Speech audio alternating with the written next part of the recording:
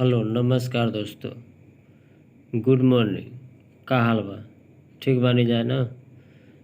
हम एगो नया मूवी के वर्ल्ड टेलीविज़न प्रीमियर होके वाला बा, ओकर न्यूज़ लेके आने वाली, जो कि खेसारी लाल यादव जी के न्यू मूवी बा एक साजिश जाल, जो कि वर्ल्ड टेलीविज़न होके वाला बा, होके खातिर तैयार बा।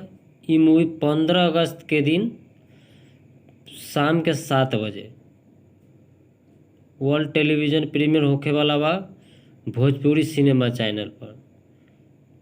तो वर्ल्ड टेलीविज़न प्रीमियर देखे खातिर तैयार रही जा, जो कि भोजपुरी सिनेमा चैनल पर आवे वाला बा।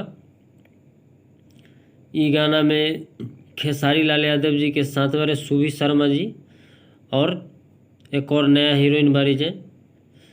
तो ई टाइम और डेट फिर से याद कर लीजिए कि जो कि भोजपुरी सिनेमा चैनल पर आवे वाला 15 अगस्त के शाम 7 बजे देखे खातिर तैयार रह जाए। तो भोजपुरी के ऐसा ही नया नया समाचार न्यूज़ सुनने खातिर हमारे चैनल के सब्सक्राइब और बेल आइकन के दबा दी, ताकि हमारा नोटिफिकेशन मिलत रहे। देखने के लिए धन्यवाद। ऐसा ही नए नए न्यूज़ सुनने के लिए हमारे